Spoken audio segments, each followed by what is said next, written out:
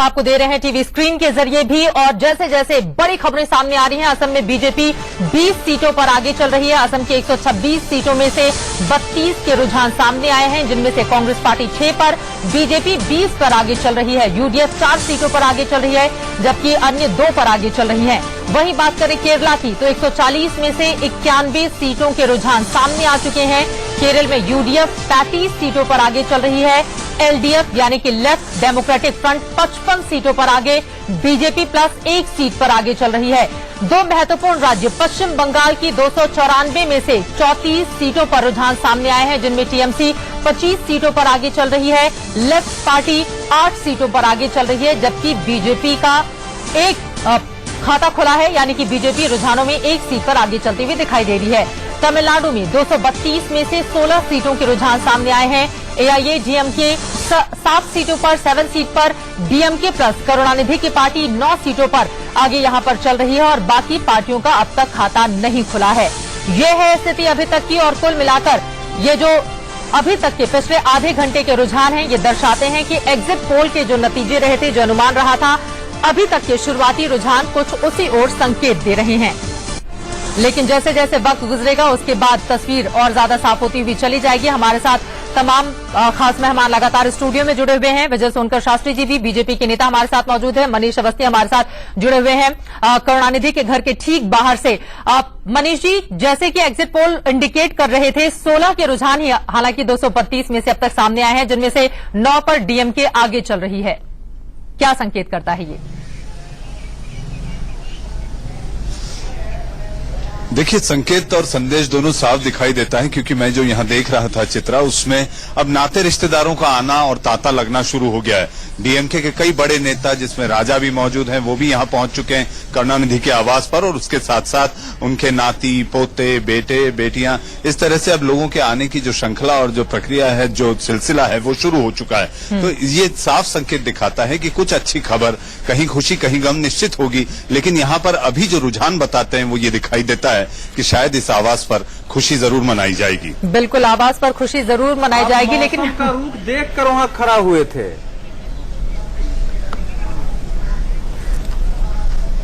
नहीं अवधेश जी, ये देखकर नहीं, ये मौसम की अनुमान था, मौसम का अनुमान था जो कल कह दिया गया था मौसम विभाग से। अच्छा, दरअसल संकेत इस बात का था कि आपको पहले से ही इस बात की गारंटी की तरह से स्थिति बन चुकी थी कि आप डीएमके के सीधे करुणानिधि के घर के बाहर पहुंच गए। लेकिन यहां पर आपसे मैं जानना चाहूंगी विजय सोनकर शास्त्री जी, चूंकि ये भी बहुत ज्यादा महत्वपूर्ण हो जाता है, आपने लोकसभा के चुनावों में तमिलनाडु से 1 सीट तो जरूर दर्ज की, लेकिन आपकी स्थिति, हालांकि अभी ये शुरुआती रुझान ही है, लेकिन अब तक खाता नहीं खुला है आपका तमिलनाडु में। कहीं 2011 को दोहराएगी तो नहीं बीजेपी?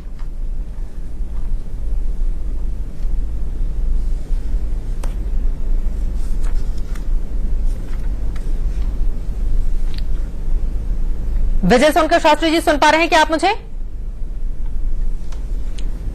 ऐसा लग रहा है उन तक आवाज नहीं जा रही। तमिलनाडु का मैं बताता हूं आपको, मैं होके आया हूं। देखिए, तमिलनाडु में बीजेपी जो है, सीटें जीते या न जीते, ये महत्वपूर्ण नहीं है उसके लिए। उसने ये पूरा चुनाव अपनी मजबूत उपस्थिति दर्ज करने के लिए लड़ा है। बिल्कुल। और जो रणनीति बीजेपी ने तैयार की है, वो जबरदस्त रणनीति है। लेकिन सवाल यह है कि अगर लोकसभा में आपको 1 सीट मिल जाती है, तो आपकी कोशिश तो यही होगी कि विधानसभा की उनको उम्मीद है, कन्याकुमारी लोकसभा सीट पर से उनके सांसद हैं, उनको उम्मीद है कि कन्याकुमारी लोकसभा सीट में 1-2 सीटें उनको मिल सकती है, कुछ सीटें। और बीजेपी पहले डीएमके के साथ अलायंस में लड़ी थी, तो उसके 4 या 5 विधायक वहां रह चुके हैं। तो अब एक और पूर्व विधायक वहां मिस्टर एलडीएफ 56 सीटों पर आगे, बहुमत से 15 दूर, ये हम आपको टीवी स्क्रीन पर दिखा रहे हैं। ये केरला की स्थिति है। 92 सीटों की रुझान सामने आए हैं, 140 में से यूडीएफ 35, जबकि एलडीएफ 56 सीटों पर आगे चल रही है, बीजेपी प्लस 1 सीट पर। विनोद जी अपनी बात पूरी करें।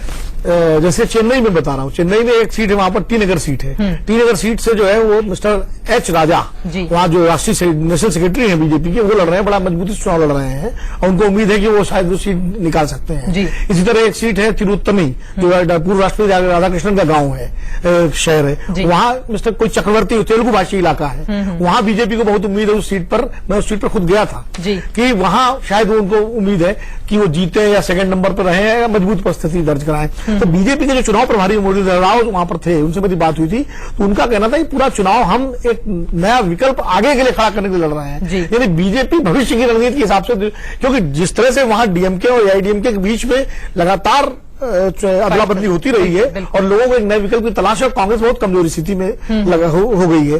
और बीजेपी की जो कोशिश है उन तमाम समुदायों को जोड़ने की है जिनकी उपेक्षा डीएमके और एआईडीएमके के मेन वोट बैंक, मेन मुख्य धारा की राजनीति में हुई है। जैसे यादव समुदाय है वहां पर, एक वहां देवेंद्रास समुदाय है, इस तरह कई समुदायों को जोड़ करके एक नया वो एक ग्रुप तैयार कर रहे हैं। वहां पर नया ग्रुप तैयार हो रहा है। 2001 से भारतीय जनता पार्टी इसी रणनीति पर काम कर रही है। 2001 तभी तो एक एमपी 2014 में जिता लिया। जिता लिया नहीं तो धीरे धीरे वे बना भी रहे हैं। नहीं 1999 में उनके 3 एमपी रहे हैं। वो गठबंधन के कारण थे। तो जो आप कर रहे हैं 2001 से भारतीय जनता पार्टी भविष्य की रणनीति की दृष्टि से ही वहां चुनाव लड़ती रही है और 2016 आ गया, अभी भी भविष्य की रणनीति से ही चुनाव लड़ रही है। भविष्य की रणनीति भाजपा के लिए कब खत्म होगी? चलिए मैं आप लोगों के पास आऊंगी। करुणानिधि के घर के बाहर हमें बहुत तेज हलचल देखने को मिल रही है। सीधे मनीष जी का रुख कर लेते हैं। मनीष जी, अब तो ऐसा लग रहा है कि हालांकि अभी रुझान ही है और आधे घंटे ही बीते हैं, लेकिन बधाई देने वालों का तांता लग गया है क्या पीछे?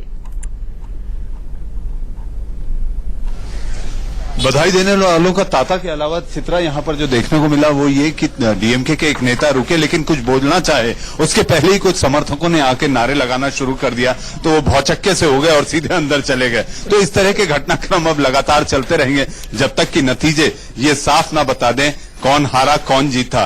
कहीं खुशी कहीं गम, किसी चेहरे पर मायूसी और कहीं खुशी इतनी ज्यादा कि समा न पाए। बिल्कुल, कहीं खुशी इतनी ज्यादा समा न पाए। कांग्रेस के लिए भी ये कम से कम खुशी की बात है। डीएमके के साथ मिलकर उन्होंने चुनाव लड़ा था। फिलहाल ये जयललिता के घर के बाहर की तस्वीरें हम आपको टीवी स्क्रीन पर दिखा रहे हैं। एग्जिट पोल में तो फिलहाल ये साफ हो गया है। कुछ लोगों की बातें सुनते हैं। हमारा जयग्रांगा हमारा முதல்வர் ஆகுறாங்க ஆமா சார்। सबके अपने कार्यकर्ता होते हैं, अपने नेता जाहिर तौर पर कुछ उत्साह में भी दिखाई दे रहे हैं। हालांकि अभी देखना यह दिलचस्प होगा क्योंकि तमिलनाडु में जो 232 में से 20 सीटों के रुझान सामने आए हैं उसमें डीएमके 13 पर और एआईएडीएमके 60 सीटों पर आगे चल रही है। कम से कम शोभा ओझा के लिए तमिलनाडु से तो अच्छी खबर है। डीएमके के साथ जो अलायंस बना उसका फायदा मिलता हुआ शोभा जी दिखाई दे रहा है आप लोगों को।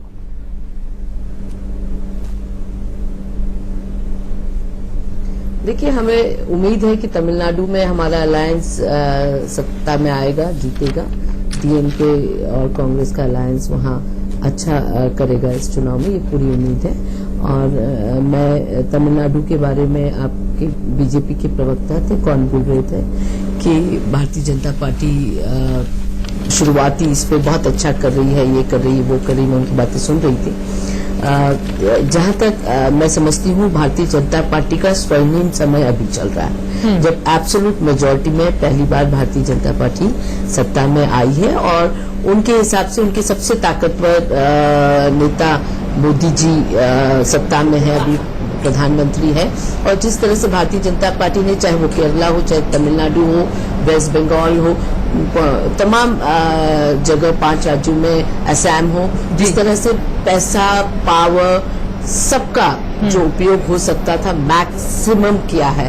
और उसके बाद अगर भारतीय जनता पार्टी कहे कि हमारे लिए शुरुआती दौर है और हम यहाँ एक्सपेरिमेंट कर रहे हैं और हम यहाँ एक सीट आ जाए हमारे लिए बहुत बड़ी बात है, तो मैं समझती हूँ इतने अच्छे स्वर्णिम समय में भी अगर भारतीय जनता पार्टी एक सीट लेके खुश होती है इन तमाम राज्यों में, चाहे वो केरला की बात करें, तमिलनाडु की बात करें, तो मैं समझती हूँ ये अपने आप में दिखाता है कि भारतीय जनता पार्टी किस दौर से गुजरी। लेकिन आत्ममंथन तो खुद कांग्रेस पार्टी को भी करना पड़ेगा। फिलहाल हम आपको बता दें कि केरल के 140 में से 97 सीटों के रुझान सामने आ चुके हैं। यूडीएफ 44 पर, एलडीएफ 52 सीटों पर आगे चल रही है, जबकि बीजेपी खाता खोलने में कम से कम कामयाब नजर आ रही है 1 सीटों पर। और ये जयललिता के घर के बाहर की तस्वीर हम आपको दिखा रहे हैं। देखिए किस तरह से प्लेट सजी हुई है।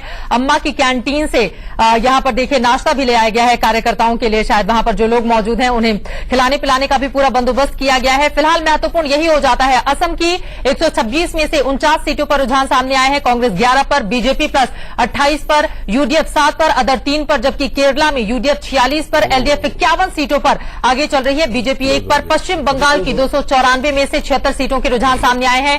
टीएमसी 51 पर, लेफ्ट पार्टी 20 पर, कांग्रेस पार्टी 2 पर, बीजेपी 2 पर। हालांकि लेफ्ट और कांग्रेस एक साथ चुनावी मैदान में है। तमिलनाडु की बात करें तो तमिलनाडु में 232 में से 23 के रुझान सामने आ गए हैं। एआईएडीएमके अम्मा की पार्टी 8 सीटों पर, डीएमके 15 सीटों पर, डीएमडीके, बीजेपी और अदर्स का अभी तक खाता नहीं खुला है। और बहुमत से कौन कितना दूर है वो भी लगातार टीवी स्क्रीन पर हम आपको दिखाने की कोशिश कर रहे हैं। लेकिन विजय सोनकर शास्त्री जी, कम से कम असम के लिहाज से एक छोटी सी खुशखबरी आपको दे देती हूं। बीजेपी प्लस को अगर हम जोड़ें 2011 में तो उनका कुल आंकड़ा जीत का था 27 का, उससे कम से कम एक ज्यादा यानी कि 28 पर इस वक्त आप लोग रुझानों के अनुसार दिखाई दे रहे हैं। निसंदेह चित्रा जी, हम लोगों ऑडियो नहीं आ रही है, हालांकि 36 अभी भी दूर हैं बहुमत से। अनुज जी, मैं आपको लाना चाहूंगी। हालांकि खुशी की बात तो है 27 से एक कम से कम 28 बढ़ा और धीरे धीरे वक्त गुजरेगा तो हो सकता है आंकड़ा 2011 के चुनाव के समय के आंकड़े देखेंगे तो अलग मामला होगा। बिल्कुल। आप यदि असम गण परिषद जो उस समय बीजेपी के साथ था या नहीं था, या बोडो उस समय थे या नहीं थे, उन सबको दरकिनार करके उनके अभी के आंकड़े जोड़ लेंगे तो उसमें बीजेपी एक आगे निकलती हुई दिख रही है। लेकिन मुझे लगता है यदि 49 में 28 ये हाफवे मार्क से ऊपर की बढ़त भी बरकरार रहती है तो असम और उसी तरह से बंगाल, ये दोनों तो दिख रहा है कि आपके रुझान की तरह जो एग्जिट पोल था उसकी तरह जा रहे हैं। लेकिन केरल बहुत कांटे के चुनाव की तरफ बढ़ता हुआ दिख रहा है। 47 और 52 देखिए कोई बहुत बड़ा अंतर नहीं है। लेकिन हमने देखा है केरल में हमेशा ऐसा होता रहा है। पिछली बार भी यानी कि 2011 में भी 68 और 72 का आंकड़ा था। 2014 में भी अगर उनके जो वोट शेयर है उनको उठाकर देखेंगे तो तकरीबन महत्वपूर्ण बात यह है कि तब सत्ता में लेफ्ट था और ये अपोजिशन केरल में अदला बदली होती रही थी। अगर इस बार कहीं ये नतीजे 47-52 के अंदर क्लोज चल रहे हैं और यूडीएफ कहीं आगे निकल गया तो केरल में नया इतिहास रचा जाएगा। बीजेपी 2 पर, केरला में कम से कम एक और खुशखबरी विजय सोनकर शास्त्री मुझे लगता है के बीजेपी की मजबूत उपस्थिति जो है यूडीएफ को फायदा पहुंचा रही है। लेकिन ये समझ में नहीं आ रहा है कि बीजेपी बहुत ज्यादा खुश हो रही है, किंग मेकर के रूप में तो खुद को नहीं देख रही है वो, क्योंकि अगर ऐसा हो भी जाता है तो वो सपोर्ट किसको करेगी, लेफ्ट को या फिर कांग्रेस पार्टी को? उसके लिए सबसे अधिक खतरनाक होगा। भाजपा के लिए इधर कुआं और उधर खाई की स्थिति होगी। उसको 2 में से 1 में, उसके लिए 2 में से 1 में गिरना होगा। लेकिन मुझे लगता है कि वो जरा हमको परिणाम की प्रतीक्षा करनी चाहिए, लेकिन बहुत क्लोज है ये। और जो हम लोग कह रहे थे कि भारतीय जनता पार्टी के उभार के कारण ये संभव है कि अल्पसंख्यक वोट जो भाजपा को हराने वाले कैंडिडेट रहे हो उनकी ओर गए हो, तो परिणाम जो हम लोग कह रहे हो पलट। अब देखिए यूडीएफ 54 हो गया और एलडीएफ 44 वोट है वो कहाँ गए होंगे? नहीं, यूडीएफ 55 और 44 हो गया सीधा। अब बिल्कुल उलट यहाँ पर स्थिति हो गई है। यूडीएफ 55, एलडीएफ यानी कि लेफ्ट 44, यूडीएफ 55 यानी कि यूडीएफ सरकार बरकरार रहेगी, इस तरह की उम्मीद कांग्रेस पार्टी जैसा कि शोभा जी के लिए मुस्कुराने की वजह कुछ आ गई है थोड़ी सी। बिल्कुल शोभा जी, आपके लिए मुस्कुराने की वजह अब आ गई है। 140 में से 101 के रुझान सामने आए हैं केरला के, जिसमें यूडीएफ यानी कि यूनाइटेड डेमोक्रेटिक कायम रहता है तो केवल शोभा जी के मुस्कुराने का नहीं है, ये भारत की राष्ट्रीय राजनीति पर प्रभाव डालने वाला होगा। फिर कांग्रेस की आक्रामकता ज्यादा बढ़ेगी, उसका आत्मविश्वास ज्यादा बढ़ेगा। केरला का असर क्या आपको लगता है कि उत्तर भारत में, क्योंकि अगर हम अगर उसकी सरकार वापस उत्तर भारत के राज्यों में सरकार अगर उसकी वापस लौटती है तो फिर उसका आत्मविश्वास बढ़ेगा। वो कह सकेगा कि देखिए हमने हमारी ये सफलता है। ये असाधारण चुनाव परिणाम होगा कि लंबे समय से 1970 के मेरे दशक से अभी तक अगर कोई सरकार वापस नहीं आई है, अगर केरल में यूडीएफ वापस आती है तो ये एक असाधारण परिणाम होगा और इसका असर कांग्रेस के मनोविज्ञान पर पड़ना है। बिल्कुल मनोविज्ञान पर पड़ना है। और दरअसल स्थिति कांग्रेस के इस लिहाज से भी खराब है। अगर हम टोटल आंकड़े देखें तो कुल मिलाकर देखा जाए 8 जगहों पर कांग्रेस पार्टी की सरकार है, जिसमें से एक कर्नाटका ही है उसके पास बड़ा राज्य, और कुल मिलाकर परसेंटेज में हम देखें तो तकरीबन 9% आबादी में सिमटी हुई है कांग्रेस पार्टी। और अगर केरला में वो जीत दर्ज करती है तो जाहिर तौर पर उसके लिए खुशी की बात होगी। लेकिन अनुज जी, यहां पर बड़ा सवाल है लेफ्ट के लिए। तो फिलहाल ये बहुत चौंकाने, फिलहाल ये तस्वीरें हम दिखा रहे हैं अम्मा की पार्टी के ये कार्यकर्ता हैं, कुछ पूजा पाठ करके वहां पर पहुंचे हुए हैं और जो बॉक्स में दिखाई दे रहा है अम्मा कैंटीन से हो सकता है वहां पर कुछ सामान कार्यकर्ताओं के लिए गया हो। लेकिन यहां पर महत्वपूर्ण ये हो जाता है, केरला की हम बात कर रहे हैं, लेफ्ट अगर वहां पर नहीं आती है फिर तो वो त्रिपुरा तक ही सिमट कर रह जाएगी और धीरे धीरे लेफ्ट की स्थिति तो ऐसी ही है कि वो भारतीय राजनीति के पटल से गायब होती हुई दिखाई दे रही है। 53-48 उल्टा हो गया, बड़ा क्लोज फाइट है, इसका मतलब बहुत ही क्लोज काउंटिंग हो रही है जिसमें आगे पीछे विश्व की पूरी राजनीति में वो सिमटे हुए हैं और हिंदुस्तान में भी यदि वो केवल त्रिपुरा में सिमटे रह जाते हैं तो शायद त्रिपुरा से उखड़ने में भी उन्हें फिर बहुत ज्यादा समय न टाइम नहीं लगे। लगेगा। बिल्कुल बिल्कुल। तमिलनाडु में भी लेकिन लगभग यूडीएफ बराबर का देखिए, बिल्कुल यहाँ पर 50-53 और वहां पर तमिलनाडु में भी 32-33 अपने आप में बहुत ज्यादा महत्वपूर्ण। ये आंकड़े और दिलचस्प ये भी है कि बाकी की जो पार्टियां हैं अभी तक उनका खाता नहीं खुला असम है। में और पश्चिम बंगाल में तो हम इस रुझान के आधार पर एक बहुमत देख सकते हैं अभी के हिसाब से, लेकिन केरल और तमिलनाडु में नेक टू नेक हम कह सकते हैं। बिल्कुल। मनीष जी का हम लोग कर लेते हैं। मनीष जी, अम्मा की पार्टी 32 सीटों पर आगे, डीएमके 33 सीटों पर आगे, यानी कि बिल्कुल क्लोज फाइट। इस वक्त जो 65 सीटों के रुझान सामने आए हैं तमिलनाडु के, वहां पर देखा जा रहा है अम्मा की पार्टी 32 सीटों पर आगे, डीएमके 33 सीटों पर आगे, यानी कि बिल्कुल क्लोज फाइट। इस वक्त जो 65 सीटों के रुझान सामने आए हैं तमिलनाडु के, वहां पर देखा जा रहा है।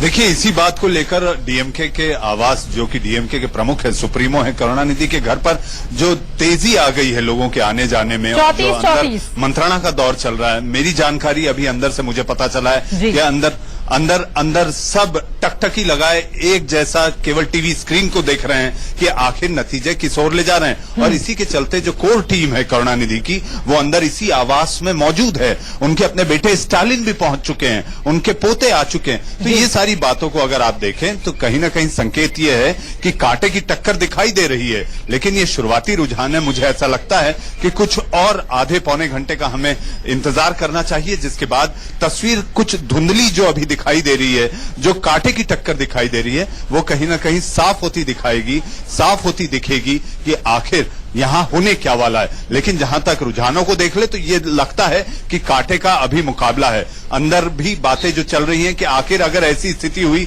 तो क्या होगा और उन्हें क्या करना होगा। इन सारी बातों को लेकर करुणानिधि की कोर टीम इसी आवास में गोपालपुर के अंदर मंत्रणा भी कर रही है और टीवी स्क्रीन की ओर आंखें और टकटकी लगाए देख भी रहे हैं। अगर ऐसा होगा तो फिर अनुज जी आगे क्या होगा? 34-34 यानी कि जो छोटी छोटी पार्टियां हैं, क्या दोनों ही पार्टियां अगर इसी तरह के रुझान आगे कंटिन्यू रहते हैं तो तोड़ने की कोशिश करेंगी? मगर छोटी पार्टियों में कहीं कुछ दिख कहाँ रहा है अभी माल? हमने दिखा है एआईए डीएमके प्लस और डीएमके प्लस। नहीं, तो एडीएमके प्लस में कोई छोटी पार्टी नहीं है, डीएमके प्लस में कांग्रेस साथ में है। नहीं, एआईए डीएमके प्लस में भी बहुत सारी दूसरा मोर्चा भी है, डीएमके के लेफ्ट को मिलाकर छोटे छोटे, लेकिन बहुत छोटे-छोटे दल। 227 पर तो खुद लड़ रही हैं और 7 पर केवल है। डीएमके में थर्ड फ्रंट भी है वहां, थर्ड फ्रंट भी है। 6 गठबंधन है, इस गठबंधनों की बात कर रही है वो। मैं देखिए ऐसा है, डीएमके में जो पार्टी है उसमें देख लीजिए डीएमके में भी कई छोटी छोटी पार्टियां हैं, एक कांग्रेस को आप मिला दें। लेकिन सवाल और ये देखिए, फिलहाल केरल में बीजेपी 4 सीट पर आगे। इस वक्त की बड़ी खबर हम आपको दिखा रहे हैं, कांग्रेस 49 सीट पर आगे चल रही है केरला में, जबकि लेफ्ट एलडीएफ 55 सीटों पर आगे चल रही है। और वहीं तमिलनाडु के आंकड़ों में भी तेजी से बदलाव आया है, जहां पर कांटे की टक्कर कुछ देर पहले देखी जा रही थी। वहीं एआईए डीएमके अब 38 पर, जबकि डीएमके प्लस 42 पर लीड लेती हुई ये रुझान है जो सामने आए हैं अब तक। वहीं बात करें असम की, 126 में से 49 के जो रुझान सामने आए हैं, कांग्रेस पार्टी 11 पर, बीजेपी 28 पर, यूडीएफ 7 पर, अदर्स 3 पर आगे चल रही हैं। और पश्चिम बंगाल की बात करें, 294 में से 112 के रुझान सामने आए हैं, टीएमसी 71 पर, लेफ्ट पार्टी 28 पर, कांग्रेस पार्टी 10 सीटों पर, बीजेपी 2 सीटों पर। आपको बता दें कि लेफ्ट और कांग्रेस पार्टी एक साथ मिलकर चुनावी मैदान में है और इस लिहाज से उनका कुल आंकड़ा हो जाता है 38 का। बीजेपी 2 सीट पर आगे चल रही है, जबकि टीएमसी पहले से ही जो एग्जिट पोल के रुझान सामने आए थे, जो उनका अनुमान था, उसके हिसाब से ही यहां पर लीड लेती हुई दिखाई दे रही है। लेकिन बात एक बार केरला से फिर से हम कर लेते हैं। यूडीएफ 50 पर और एलडीएफ 59 सीटों पर, यहां पर 9 सीटों का फर्क हो गया है। विनोद जी, नहीं देखिए, अभी फिर हम लोग सब लोग यही कह रहे हैं कि बहुत जल्दी है रुझान, बहुत उसके।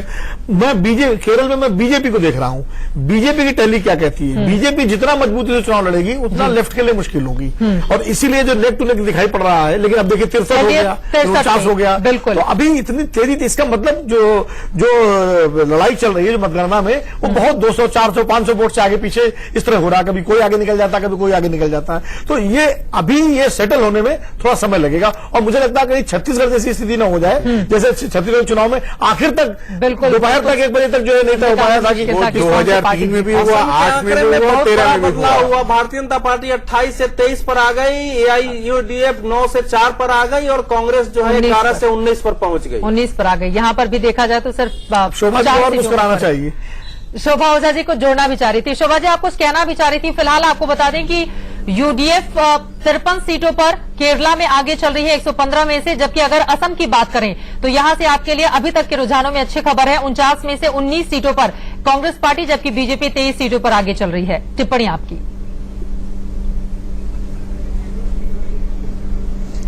देखिए, जैसा कि शुरू से हम कह रहे हैं कि बावजूद इसके कि 15 साल कांग्रेस की सरकार रही आसाम में, उसके बावजूद मैं बार बार कह रही हूं कि हमें पूरी आशा है कि हम सरकार वहां बनाएंगे, क्योंकि भारतीय जनता पार्टी का आप देखिए ना, आसाम में भारतीय जनता पार्टी का क्या था, और आसाम में अभी भी भारतीय जनता पार्टी हेमंतो जो कि कांग्रेस से तोड़ा था भारतीय जनता पार्टी ने, जो भारतीय जनता पार्टी ने एक नया स्टाइल अपना लिया है कि संवैधानिक रूप से चुनी हुई सरकारों के एमएलए को तोड़ो और सरकार गिराने की कोशिश करो। वही कोशिश आसाम में करी थी हेमंतो को तोड़ के, और वही हेमंतो आगे जाके बीजेपी में शामिल हुए कुछ विधायकों को लेके, और उस हेमंतो के भरोसे बीजेपी और जो पैसा डाला है बीजेपी ने, जो मसल पावर यूज किया है, उसके भरोसे सरकार बनाने की वहां कोशिश कर रही है। पर ये बात को हमें नहीं भूलना चाहिए कि 15 साल में जो अस्थिरता थी असम में, जो असम एक बहुत ही गंदे फेज से निकला था, वो प्रगति की राह पे चला। तो लोगों को आज भी उम्मीद कांग्रेस से ही है कि कांग्रेस एक अच्छी सरकार असम में दे सकती। ठीक उसी तरह से केरला की बात करूंगी। पिछले 5 साल में यूडीएफ की सरकार ने केरला में उम्मन चांडी जी, न कि हिंदुस्तान में, देखिए हमारा कांग्रेस का प्रचार वो गुजरात मॉडल और उस तरह का नहीं होता है, वो जिसे कहना चाहिए शोकेसिंग में कांग्रेस कहीं कमजोर पड़ती, मैं कहूंगी। पर उम्मन चांडी जी, अगर आप किसी गांव किसी कूचे में पहुंच जाइए, वहां आप उम्मन चांडी जी के बारे में लोगों से, आम जनता से बात करेंगे तो आप देखेंगे किस तरह का आदर उम्मन चांडी जी का आपकी बात बिल्कुल सही है शोभा ओझा जी, लेकिन बड़ा सवाल ये खड़ा हो रहा है कांग्रेस पार्टी को आखिर ऐसा क्या हो गया कि कांग्रेस पार्टी हिंदुस्तान के हिस्से में महज 9% आबादी तक ही सिमटती हुई चली जा रही है। अभी भी केरला से बहुत बड़ी खुशखबरी आपके लिए इसलिए नहीं है क्योंकि यूडीएफ 53 पर और एलडीएफ 62 सीटों पर आगे चल रही है, जबकि वहीं बात करें असम की 19 और 26 का फर्क है। आंकड़े तेजी से बदल रहे हैं। जो बार बार आप कह रही हैं कि कांग्रेस सिमट गई, कांग्रेस सिमट गई, जी नहीं, देखिए जो आप बार बार कह रही हैं कि कांग्रेस सिमट गई, मैं मानती हूं कि कांग्रेस का एक डिफिकल्ट दौर अभी चल रहा है, पर इसका मतलब ये नहीं है कि कांग्रेस को आप राइट ऑफ कर सकते हैं। अभी पिछले दिनों आपने गुजरात के नगर पालिका नगर निगम के चुनाव के रिजल्ट देखे कि नहीं देखे मुझे नहीं पता, पर गुजरात में ही जो कांग्रेस मुक्त भारत की बात करते थे, गुजरात में ही बीजेपी मुक्त होती नजर आ रही है कुछ दिनों में। और वैसे ही दिल्ली के भी रिजल्ट आपने देखे लोकल बॉडीज की। तो ये तो राजनीति, एक पार्टी आती एक पार्टी जाती है, पर जिस तरह से शोर मचा हुआ है कि कांग्रेस सिमट गई, ऐसा नहीं। बीजेपी असंवैधानिक रूप से लोकतंत्र की हत्या करके सत्ता में आना चाह रही है। सभी जगह हमने देखा, उत्तराखंड, अरुणाचल प्रदेश, सब जी आंकड़ों पे आ रही हूँ।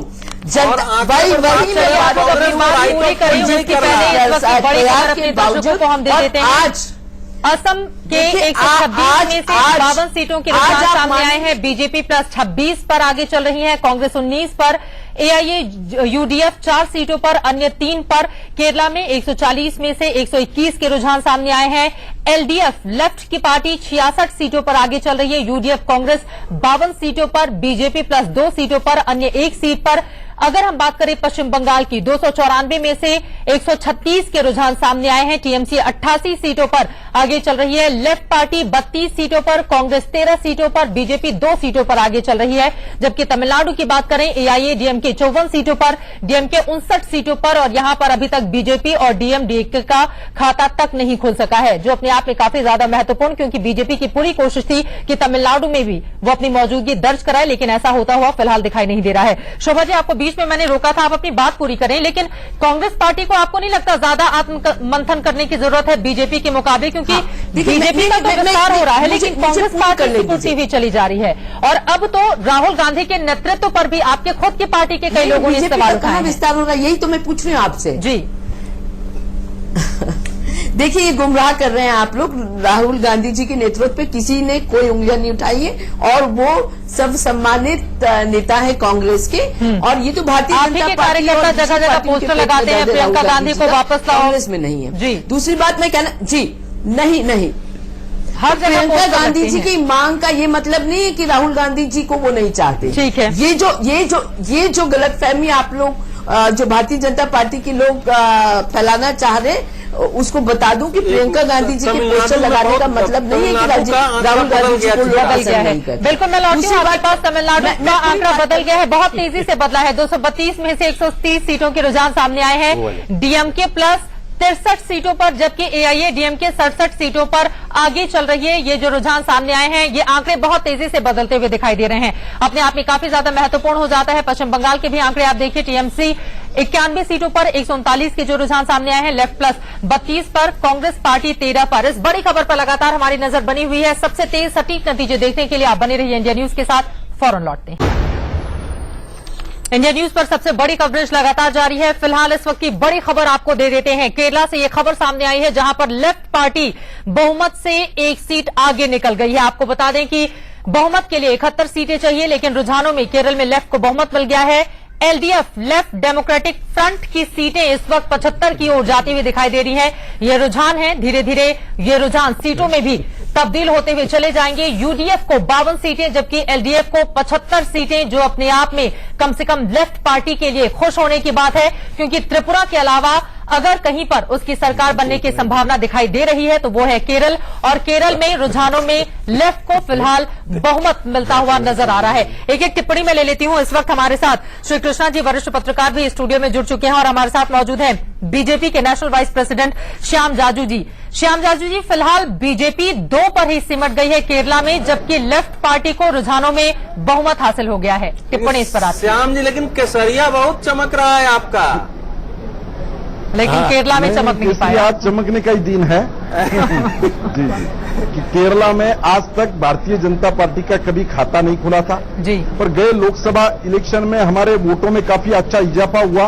उसके बाद बूथ स्तर तक हमने वहां पर इस बार काम किया है जी। और मुझे लगता है कि केंद्र सरकार के 2 साल की उपलब्धियों का परिणाम भी केरल में दिखेगा। हमारा खाता खुलेगा और अच्छी तरह से हमारे वोटों में इजाफा होने जा रहा है केरल में इस बार। रुझानों में तो आपका खाता खुल गया है 2 पर, लेकिन बड़ा सवाल यह है, तकरीबन 10.5% वोट आप लोगों को 2014 के लोकसभा इलेक्शन में मिले थे, और इस बार तो आपने पूरी ताकत झोंक दी थी, हर तरह से लुभाने की कोशिश की गई। 54% जो हिंदू हैं उनको भी अपने पाले में लाने की कोशिश की गई, लेकिन सिर्फ 2 सीटों पर ही संतोष क्यों? श्याम जाजू जी।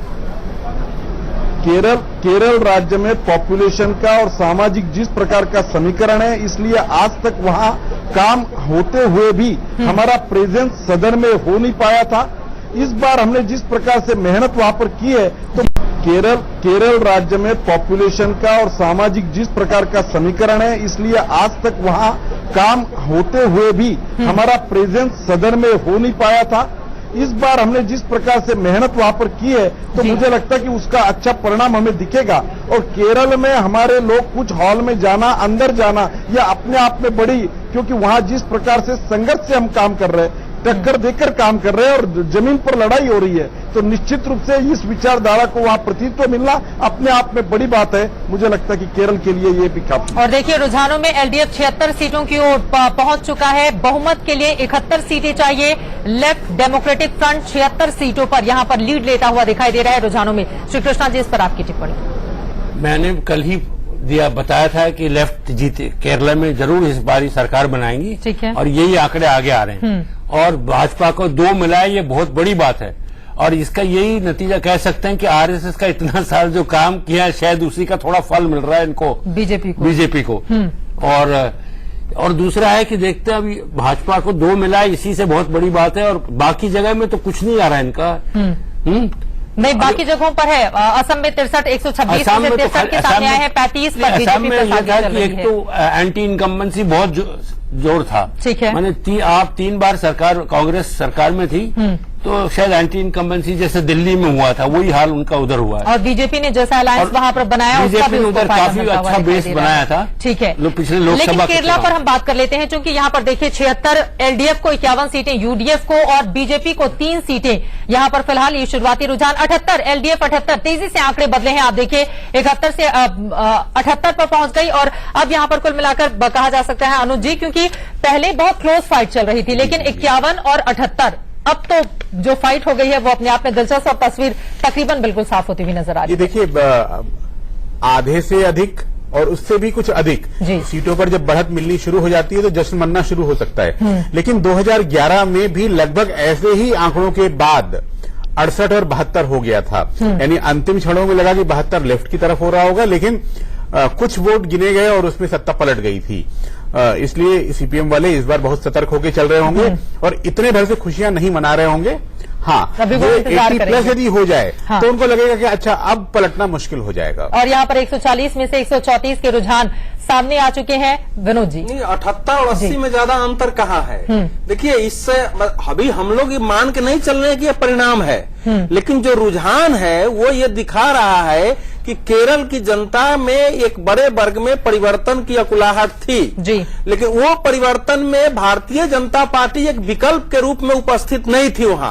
विकल्प के रूप में उपस्थित नहीं होने का मतलब कि फिर जो 2 वहां के ध्रुव है उसी के एक ध्रुव के पक्ष में उनके वोट गए हैं और इसलिए एलडीएफ 79 तक वहां पहुंची है। तो ये तो मजबूरी भी हो जाती है ना, अगर हमारे पास सिर्फ केरल में विकल्प होंगे। केरल में कम से कम 30% मतदाता मजबूरी का वोट डालते हैं वहां, मजबूरी का। यहां तक कि भारतीय जनता पार्टी और आरएसएस के समर्थक भी कई बार वहां उनको वोट देना है तो वहां भारतीय जनता पार्टी को नहीं दे करके फिर वैसी पार्टी को वोट देते हैं जहां की लग रहा है कि ये हिंदू उम्मीदवार हिंदू के लिए काम करेगा। ये स्थिति वहां केरल में बनी रहती है। कई बार वहां आरएसएस के वर्कर लेफ्ट को वोट दे देते हैं, जबकि लेफ्ट और आरएसएस में बहुत बड़ा टकराव है। ये केरल में ही होता है। और भले यहां आरएसएस को लोग गाली दें, वहां कांग्रेस और लेफ्ट दोनों आरएसएस के वोट पाने के लिए भी काम करते हैं वहां यही तो हुआ था। 2011 में एक बयान आ गया था जिस पर विवाद हुआ था। तो केरल एक अलग प्रकार का प्रदेश है राजनीतिक दृष्टि से। बिल्कुल। और एक बार फिर से आंकड़े में बता देती हूं, 140 में से 135 के रुझान सामने आ चुके हैं। यूडीएफ यानी कि कांग्रेस पार्टी 53 पर, एलडीएफ को बहुमत मिलता हुआ रुझानों में 79 सीटें, 80 एक दूर है और बीजेपी प्लस यहां पर 2 सीटों पर, जबकि एक अदर्स के खाते में 1 सीटें रुझानों के हिसाब से जाती हुई दिखाई दे रही हैं। हमारे साथ राजीव त्यागी जी भी जुड़ चुके हैं, कांग्रेस पार्टी के स्पोक्स पर्सन। राजीव जी, सीधा सवाल मैं आपसे ले लेती हूं। एक और राज्य से कांग्रेस पार्टी का यहां पर सफाया होता हुआ दिखाई दे रहा है, आप मंथन कब करेंगे? आप लोग, केरल भी गया आपके हाथ से। देखिए चित्रा जी, केरल का इतिहास अगर आप देखेंगे तो एक बार एलडीएफ आता है, एक बार यूडीएफ। आपने इतिहास बदलने की कोशिश क्यों? हम लोग बात नंबर 2 पे थे। नंबर 2 पे मैंने इसलिए कहा कि सीपीएम, इतिहास तो बदला भी जाता है। सीपीएम नया इतिहास आप सीट बनाते थी पिछली बार और हमारी 38 सीट थी, लेकिन आप सारे सवाल एक बार पूछ लीजिए फिर मैं जवाब। नहीं, नाराज मत होइए, मैं तो सवाल ही पूछ रही हूँ।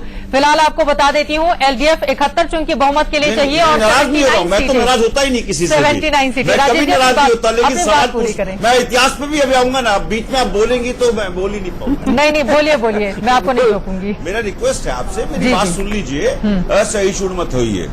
मैं ये कहना चाहूंगा, इसमें कांग्रेस पार्टी ने इतिहास तो रचा है कि 50 साल लगातार हम लोग बाग जो है 15 साल एक बार रहे, 15 साल एक बार रहे, तो हम 10 साल एक बार केंद्र में हम लोग बाग रहे। तो हम लोग बागों को इससे कोई फर्क नहीं पड़ता। पॉलिटिकल लोगों को जीत में इठलाना नहीं चाहिए, हार में हताश नहीं होना चाहिए। लेकिन एक बात मैं बहुत स्पष्ट कह दूं, केरल को लेकर के हम लोग बाग पिछली बार भी 0.90% वोट से आगे था हमारा गठबंधन, सिर्फ 0.90% वोट से। केरल बहुत ही केरल को आप कह सकते हैं, वो लोग बाग केरलाइट्स पे हमें गर्व होना चाहिए। जिस तरह की सियासत वो करते हैं, जिस तरह का वोटिंग ट्रेंड उनके यहाँ होता है, जिस तरह का वोट वो करते हैं, तो उस हिसाब से मैं एक बात कह सकता हूं कि केरल में एक बार यूडीएफ, एक बार एलडीएफ आता है। इसको कभी भी अभी तक तो बदला नहीं गया है, आगे कोशिश करेंगे बदल दे तो बेहतर होगा। चलिए, बड़ी खबर मैं इस वक्त दे देती हूँ। बंगाल में टीएमसी 110 सीटों पर आगे चल रही है। 294 में से 173 के रुझान सामने आ गए हैं। लेफ्ट पार्टी 36 पर आगे चल रही है, कांग्रेस पार्टी 23 पर। और अगर इन दोनों को यानी कि लेफ्ट और कांग्रेस पार्टी को हम जोड़ दें तो ये आंकड़ा कुल हो जाता है 59 का आंकड़ा ये हो जाता है, यानी कि 59 पर लेफ्ट प्लस और टीएमसी 110 सीटों पर आगे चल रही है। बीजेपी का खाता खुला है 2 सीटों पर, बीजेपी आगे, अदर्स 2 सीटों पर। और तमिलनाडु में बदलाव, बहुत बड़ा बदलाव हो गया है, यानी कि एग्जिट पोल के उलट यहां पर स्थिति दिखाई दे रही है। एआईएडीएमके अम्मा की पार्टी 82 सीटों पर लीड लेती हुई, डीएमके करुणानिधि की पार्टी 64 सीटों पर आगे बढ़ती हुई। और रुझानों में केरल में लेफ्ट को बहुमत मिल चुका है, बंगाल में ममता बनर्जी सरकार बनाने की ओर आगे बढ़ रही है, असम में बीजेपी सबसे बड़ी पार्टी की ओर आगे बढ़ रही है। असम के आंकड़े देख लेते हैं, 126 में से 72 के रुझान सामने आए हैं। कांग्रेस पार्टी 22 पर, बीजेपी प्लस 39 पर, यूडीएफ 8 पर और अदर्स 3 पर। असम का आंकड़ा बहुत धीरे धीरे चल रहा है, वो बाकी आंकड़े बहुत तेजी से चल रहे हैं। असम में दिल के असम का आंकड़ा इतना धीरे क्यों चल रहा होगा? असम अपेक्षाकृत अधिक वनीय और पहाड़ों वाला इलाका है और स्वाभाविक है कि दिल्ली से बहुत दूर है। आप कहेंगे केरल भी बहुत दूर है, लेकिन केरल टेक्नोलॉजी में आगे हो सकता है, असम शायद टेक्नोलॉजी में उतना आगे ना हो। ये वजह होगी जो थोड़ा स्लो चल रहा होगा। चलिए एक बार रुक कर लेते हैं करुणानिधि के घर के बाहर का। मनीष जी हमारे साथ बहुत देर से बने हुए हैं। अब मनीष अवस्थी जी, महत्वपूर्ण हो जाता है क्योंकि यहां पर अम्मा की पार्टी 82 सीटों पर लीड लेती हुई दिखाई दे रही है, जबकि डीएमके प्लस यहां पर 64 सीटों पर। काफी बड़ा अंतर, कम से कम अगर 146 सीटों के ही हम रुझान देखें तो यहां पर एक बड़ा अंतर दिखाई दे रहा है दोनों ही पार्टियों में। मौसम बदल रहा है मनीष जी। यही मैं भी कह रहा था कि अनुमान जो था मौसम विभाग का ये था अवधेश जी कि यहाँ पर आज दिन भर बारिश होती रहेगी, लेकिन ऐसा हुआ नहीं। तो एग्जिट पोल, एग्जैक्ट पोल होंगे नहीं होंगे, इस पे अभी भी कश्मकश है। अब देखना होगा कि थोड़ी देर बाद जब नतीजे एकदम पूरे तौर पर 232 सीटों के आ जाते हैं सामने तो क्या होगा। लेकिन अंदर की जो सुगबुगाहट मुझे पता चल रही है उसको लेकर यह है कि माथे पर शिकन जरूर दिखाई दे रही है बड़े डीएम के नेताओं की, और सुप्रीमो करुणानिधि के साथ मिलकर उनके परिवार के, उनके कोर टीम के लोग लगातार टेलीविजन की ओर देख रहे हैं, समझ रहे हैं। और आगे चूंकि यहां पर अभी ऐसी कोई स्थिति नहीं है कि कोई और दूसरा दल अगर समर्थन दे तो शायद डीएम के कुछ कर पाए, अभी इस तरह की कोई भी बात दिखाई नहीं दे रही, ना ही रुझानों में वो झलक दिखाई दे रही है। इसके साथ साथ अगर बात की जाए पीडब्ल्यूएफ की, यानी कि विजयकांत जो कि एक अभिनेता हैं और उनका यहाँ पे ये माना जा रहा था कि वो कुछ कर पाएंगे, तो उनका भी कोई करिश्मा अभी होता दिखाई नहीं दे रहा। मुझे ऐसा लगता है कि हमें थोड़ा सा और इंतजार करना होगा। नुकसान विजयकांत ने किसका पहुंचाया? तमिलनाडु की राजनीति में जैसे मौसम ने करवट, देखिए नुकसान विजयकांत अगर पहुंचाने की बात अगर साफ दिखाई देगी तो वो डीएमके को ही पहुंचाते हुए दिखाई दे रहे हैं। लेकिन मुझे ऐसा लगता है चित्रा कि थोड़ा सा और इंतजार और फिर तस्वीर बिल्कुल साफ कि आखिर तकदीर किसके साथ, बिल्कुल किसके साथ। एआईएडीएमके फिलहाल केरला में, लेकिन केरला में एलडीएफ धीरे धीरे अपना सुदृढ़ कर रहे हैं, काफी ज्यादा मजबूत। और मुझे लगता है कि एक बहुत बड़े गैप के बाद केरला में अगर एलडीएफ इतनी सीटों के साथ आती है तो ये अपने आप में उसके लिए बहुत बड़ी बात है। एक निर्णायक बहुमत की ओर अभी जो है वाम मोर्चा वहां बढ़ रही है। 140 में से 136 के रुझान सामने आ चुके हैं, 86 पे एलडीएफ और यूडीएफ के आंकड़े यहां पर घट गए हैं। 50 से कम 47 पर सिमटती हुई बीजेपी ने खाता खोला है 2 सीटों पर और बीजेपी के नेता इसी से खुश हैं। लेकिन राजीव त्यागी जी, एक बार फिर से मैं आपका रुख कर लेती हूं। दरअसल केरला से आपके लिए खतरे की घंटी है, वहां पर आपकी सरकार जा रही है। अगर अब तक के रुझानों को हम सही माने तो वहीं उम्मीद की जा रही थी और एग्जिट पोल के नतीजों के बाद आप लोग तमिलनाडु को लेकर उत्साहित थे कि जूनियर पार्टनर ही सही लेकिन कम से कम सरकार में तो रहेंगे। तमिलनाडु में भी खस्ताहाल स्थिति दिखाई दे रही है आप लोगों के अलायंस की। देखिए, तमिलनाडु में हमारी 5 सीट थी पिछले चुनाव में जी। और मैं इस बात के लिए मुतमईन हूं कांग्रेस पार्टी की 5 से बेहतर स्थिति रहेगी। लेकिन मैं एक बात कह सकता हूं कि तमिलनाडु में 47-48 साल से कांग्रेस पार्टी की उपस्थिति सरकार बना करके सेवा करने वाली नहीं रही है। तो इसलिए आप कह सकते हैं कि तमिलनाडु में अगर हमारी 5 सीट से बेहतर होंगी तो एक स्थिति ठीक हो सकती है। लेकिन निश्चित रूप से राजनीति एक अनवरत प्रक्रिया है, इसमें रोज काम करना होता है और किसी भी, मैंने कहा ना, जीत पे हिटलाना नहीं चाहिए क्योंकि विनाश मूलम अहंकार। अरे आप विनाश करना चाहिए ना अगर हार होती है तो। विनाश का जो मूल है वो अहंकार होता है। जी। नहीं, राजीव जी, मुझे तो लग रहा था यदि तमिलनाडु में सरकार बनती है क्या आपको लगता है कि जी, मुझे लग रहा था कि तमिलनाडु में यदि कांग्रेस नेतृत्व में कांग्रेस गठबंधन की सरकार बनती है तो चिदम्बरम साहब को राज्यसभा आने के लिए कर्नाटक की तरफ नहीं देखना पड़ेगा, तमिलनाडु अपने गृह राज्य में ही इंतजाम हो जाएगा। और उस फैक्टर पर कांग्रेस के बहुत सारे बड़े नेताओं की निगाह लगी हुई है, क्योंकि आपके 14 सदस्य रिटायर होंगे, केवल 8 आप आने हैं। ये स्वाभाविक है कि पैराट्रूपर्स जो हैं आपके उनको कई राज्यों में जाने की रुचि है, और यदि राज्य घटेंगे तो उनके लिए बड़ी तकलीफ यहां पैदा होगी। राजीव त्यागी, देखिए अनुज जी, सशस्त्र पुत्रों का कार्य है कि आकलन करना और कहीं ना कहीं राजनीति पे पैनी दृष्टि रखना, वो भी आप कर रहे हैं और उसके लिए आप बधाई के पात्र हैं। लेकिन राज्यसभा में कौन जाएगा, किस स्टेट से जाएगा, ये हमारी कांग्रेस वर्किंग कमेटी और आला कमान तय करता है। जब तय करेगा उसके साथ सामने आ जाएगा। लेकिन इतना मैं मुतमईन हूं इस बात के लिए, कांग्रेस का रिवाइवल का दौर, मैं बहुत स्पष्ट सुनिएगा इस बात को, कांग्रेस का रिवाइवल का दौर अब शुरू हो चुका है। परसेंटेज ऑफ वोट से देखिएगा आप कुल मिलाकर के। इसके अलावा केरल और आसाम को लेकर के मैं बहुत मुतमईन हूं कि भाई केरल में एक बार एलडीएफ आता है, एक बार यूडीएफ आता है। आसाम में 15 साल हम लोग लगातार सेवा करते रहे। अब बीजेपी अगर वहां पे सबसे बड़ी पार्टी उभरती है तो उसके बाद 1 बजे के बाद, लेकिन मैं उसके बाद आपको अपनी पूर्ण टिप्पणी दे पाऊंगा। अगर हम हारते हैं तो स्वीकार करेंगे, जीतते हैं तो सरकार बनाएंगे। बच के निकलने की कोशिश आप कर रहे हैं, लेकिन हैरान करने वाली बात यह है, आप तमिलनाडु में 5 सीटों से अगर ज्यादा पा जाते हैं तो उस पर ही आप खुश हो जाएंगे। ये बहुत ज्यादा हैरान करने वाली बात है। अरे 170 आप लोगों ने 2011 में हासिल की थी 822 में से, उसमें कम से कम कहते कि 200 से ज्यादा सीटें मिलेंगी तो हमारे लिए बेहतर स्थिति होगी। 2017 में तो बड़े राज्यों में इलेक्शन होने हैं, और कर्नाटक अगर हम छोड़ दें तो बाकी हर राज्य में, बहुत छोटे छोटे राज्यों में कांग्रेस पार्टी है। आत्मंथन तो आपको करना ही होगा। चलिए हमारे साथ आत्मंथन करना होगा, लेकिन लोकसभा हारने के बाद 2 साल बीत गए हैं, कांग्रेस ने अभी तक आत्मंथन नहीं किया है, और कई राज्यों को गवाया है। एआईसीसी का सम्मेलन तक नहीं हुआ है। बिल्कुल।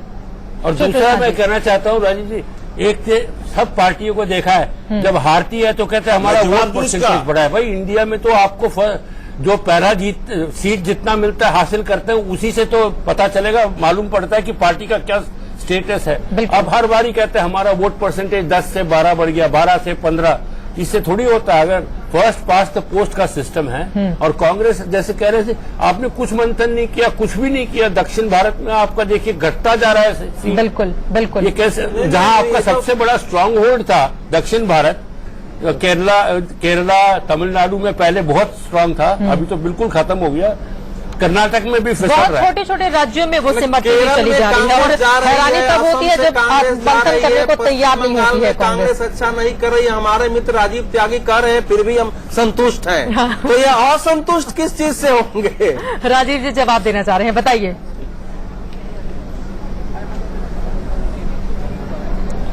देखिए, आप लोगों को ऐसा लगता है आप मंथन नहीं किया, तो आपकी सलाह को मैं हाईकमान तक पहुंचा दूंगा, इसमें कहीं कोई संशय नहीं है। लेकिन एक बात बताऊं मैं आपको, देखिए राजनीति में बार बार कह रहा हूं अनवरत प्रक्रिया है।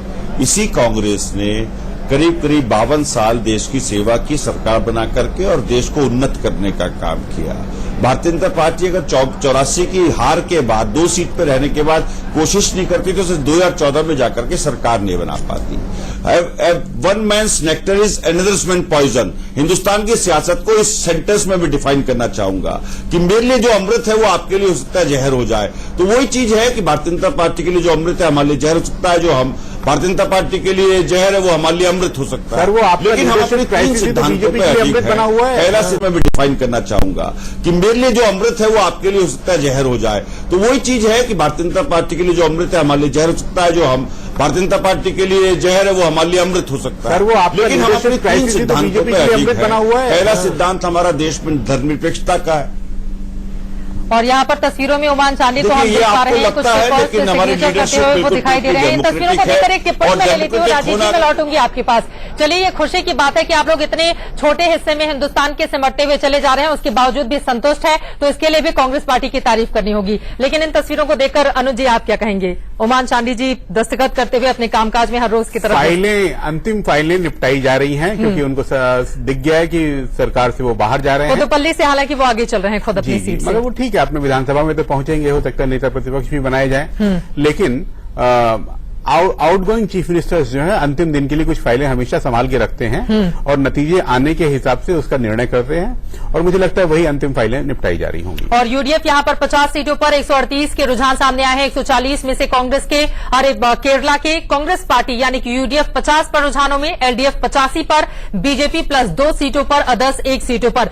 यह अपने आप में काफी ज्यादा महत्वपूर्ण हो जाता है क्योंकि 85 अपने आप में एक बहुत बड़ा आंकड़ा होता है। आपको बता दें कि एलडीएफ को 68 सीटें 2011 में मिली थी, यूडीएफ को 72 मिली थी, लेकिन इस बार आंकड़ा बिल्कुल उलट है और यहां पर 35 सीटें, यह आंकड़ा फिर तेजी से बदला। यूडीएफ 48 पर और एलडीएफ 87 सीटों पर रुझानों में आगे बढ़ती हुई दिखाई दे रही है। कुल मिलाकर रुझानों के हिसाब से लेफ्ट की सरकार कम से कम केरला में बनती हुई दिखाई दे रही है। श्याम जाजू जी को भी मैं चर्चा में शामिल करना चाहूंगी। श्याम जी, मैं आपसे जानना चाहूंगी, चूंकि आप लोगों की कोशिशें लगातार की गई, उनको टीवी स्क्रीन पर लाया जाए। श्याम जी को बीजेपी की ओर से लगातार इस बात की कोशिश की गई कि वो हर एक राज्य में अपनी उपस्थिति मजबूती से दर्ज कराए, लेकिन कमी कहां पर रह गई? क्योंकि हम देख पा रहे हैं केरला में भी आप सिर्फ 2 सीट पर ही रुझानों में आगे चल रहे हैं, आप उससे बहुत ज्यादा खुश हो गए हैं। वहीं दूसरी तरफ आपको तमिलनाडु में कुछ नहीं मिला, फिर भी आप बहुत ज्यादा खुश हैं। ये हैरान करने वाली बात है और सबसे ज्यादा हैरानी तो पश्चिम बंगाल में होती है। पश्चिम बंगाल में ताबड़तोड़ दौरे प्रधानमंत्री से लेकर बड़े नेताओं के हुए, लेकिन वहां पर भी सिर्फ 4 सीटें।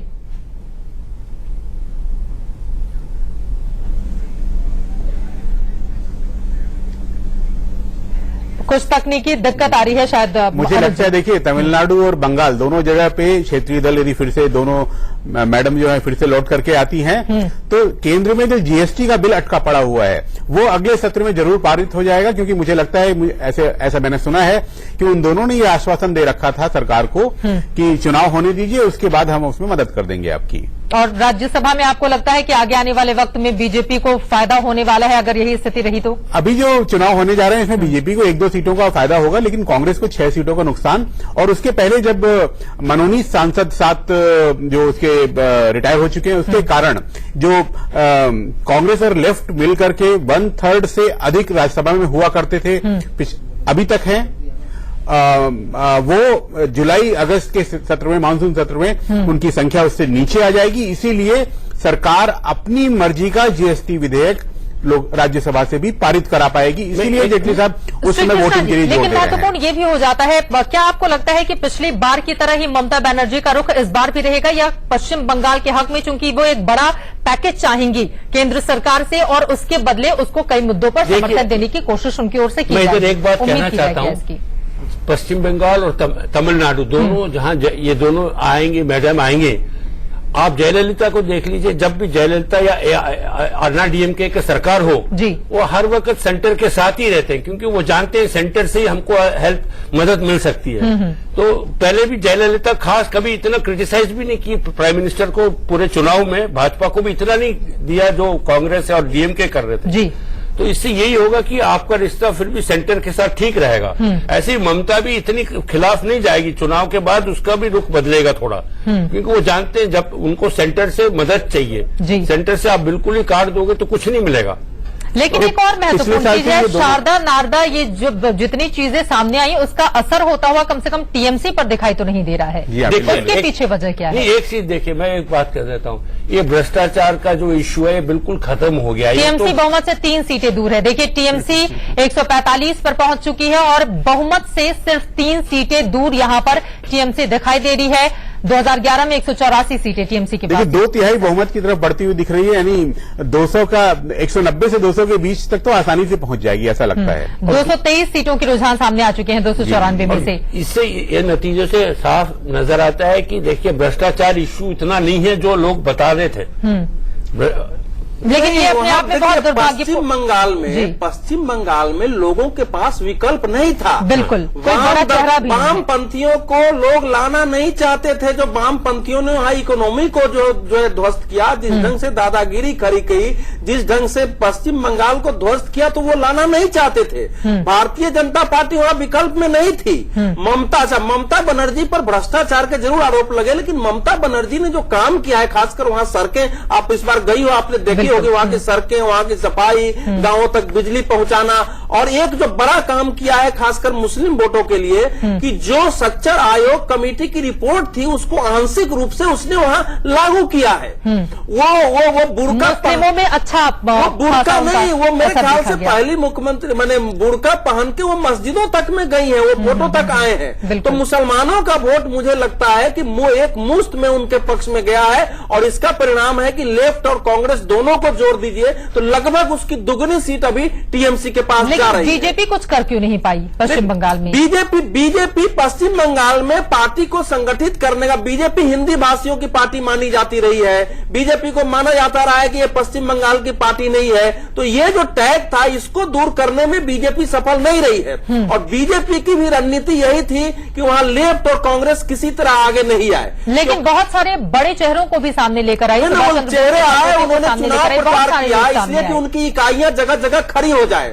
चुनाव का एक लाभ ये होता है कि जहां जहां आपकी यूनिट्स नहीं है पार्टी की उनको आप खड़ा कर लेते हैं। लेकिन ममता बनर्जी और नरेंद्र मोदी की जो बातचीत है उसमें यह है कि राजनीतिक रूप से तो हम लड़ाई लड़ सकते हैं लेकिन जो विकास के काम है उसमें हमारा सहयोग चाहिए और ये टीएमसी के साथ चल रहा है, लेफ्ट और कांग्रेस के साथ नहीं चल सकता। 148 होते ही टीएमसी बहुमत तक रुझानों में बहुमत बिल्कुल, और हो सकता है आंकड़े बदलें और टीएमसी इससे आगे भी चली जाए। श्याम जाजू जी हमारे साथ जुड़ चुके हैं। श्याम जी, लेकिन महत्वपूर्ण सवाल यही है, हम बार बार जिक्र कर रहे हैं पश्चिम बंगाल का या फिर तमिलनाडु का, केरला का भी जिक्र यहां पर सामने आया। बीजेपी ने जिस तरह से ताबड़तोड़ वहां पर रैलियां की, जिस तरह आप लोगों ने प्लानिंग तैयार की थी, कागज में भले ही वो सारी चीजें तैयार हो गई हो लेकिन जमीन पर वो उतरता हुआ दिखाई नहीं दिया और जो अब तक के रुझान है वो इसी ओर संकेत दे रहे हैं। हम जनसंघ के जमाने से जब हमारी जमानतें जब्त होने का समय था उस समय से भी ऑल इंडिया पार्टी के नाते सभी प्रदेशों में हम चुनाव लड़ते हैं। ये जो प्रदेश है, तमिलनाडु हो, पश्चिम बंगाल हो, केरला हो, यहाँ हमारा इंफ्रास्ट्रक्चर वीक है, हमारा केडर वीक है, ये हम जानते हैं। पर वहाँ एक ऑल इंडिया पार्टी होने के नाते और विचारधारा के नाते हम चुनाव लड़ते हैं, ताकत से लड़ते हैं और इस प्रकार का वो जो वोटिंग परसेंटेज वहाँ बढ़ रहा है, हमें वहाँ पर एंट्री मिल रही है। मुझे लगता है कि वहाँ समर्थ और सशक्त विकल्प के रूप में हम ना होने के कारण हमें मलाल भी नहीं है कि वहाँ जिस प्रकार का प्रतिनिधित्व हमें मिला है, पर निश्चित रूप से वहाँ हमारी एंट्री हुई है, हमारी विचारधारा पहुंची है, हमारा केडर वहाँ खड़ा हो रहा है, हमारे लिए ये बहुत अच्छी बात है। श्याम जी, 148 टीएमसी को बहुमत मिल गया है रुझानों में पश्चिम बंगाल में और बीजेपी 4 सीटों पर रुझानों में आगे चल रही है। ये अपने आप में काफी महत्वपूर्ण। पश्चिम बंगाल को लेकर भी आप लोग बहुत आश्वस्त थे लेकिन वहां पर ज्यादा कुछ कर नहीं पाए और ममता बनर्जी के आगे लग रहा है कुछ चली नहीं श्याम जाजू जी आप लोगों की। हालांकि आरोप तो ये भी लग रहे हैं और लेफ्ट और कांग्रेस पार्टी के नेता लगाते रहे हैं कि दरअसल बाद के चुनावों में बीजेपी की ओर से सपोर्ट किया गया ममता बनर्जी को। इन आरोपों पर मैं जवाब लूंगी लेकिन कांग्रेस 34 सीटों पर आगे चल रही है पश्चिम बंगाल में, लेकिन वहां पर टीएमसी यानी कि तृणमूल कांग्रेस को ममता बनर्जी को बहुमत मिल गया है। आपको बता दें कि 2011 में 184 सीटें मिली थी ममता बनर्जी को, लेकिन इस बार बहुमत और माना यह जा रहा है कि समय गुजरने के साथ हो सकता है आंकड़ों में परिवर्तन हो लेकिन ममता बनर्जी अपनी सरकार बनाएंगी, ये स्थिति कम से कम साफ होती हुई दिखाई दे रही है। बंगाल में रुझानों में ममता बनर्जी को बहुमत, वहीं लेफ्ट प्लस 41 सीटों पर, कांग्रेस प्लस 34 सीटों पर। आपको बता दें कि लेफ्ट प्लस 2011 में 60 सीटों पर थी, कांग्रेस उस समय टीएमसी के साथ मिलकर लड़ी थी और इस वजह से 42 सीटें मिली थी कांग्रेस पार्टी को। लेकिन फिलहाल की स्थिति जो है 230 सीटों के रुझान सामने आए हैं। 148 टीएमसी को यानी कि रुझानों में बहुमत मिल गया है टीएमसी को, लेफ्ट प्लस को 44 सीटें कांग्रेस पार्टी चूंकि लेफ्ट के साथ है और 34 सीटें यहां पर कांग्रेस पार्टी को, जबकि बीजेपी ज्यादा कुछ अच्छा करने में कामयाब नहीं रही। बीजेपी को सिर्फ 4 सीटें रुझानों में, लेकिन तमिलनाडु में अब बीजेपी का खाता खुलता दिख रहा है। तो 2 ये महत्वपूर्ण बातें, एक तरफ केरल में लेफ्ट की सरकार बनेगी, ये स्थिति बनती हुई साफ दिखाई दे रही है, वहीं दूसरी तरफ पश्चिम बंगाल में ममता बनर्जी अपनी बनाएंगी सरकार। रुझानों में अब ये स्थिति तकरीबन साफ हो चुकी है। एक छोटी सी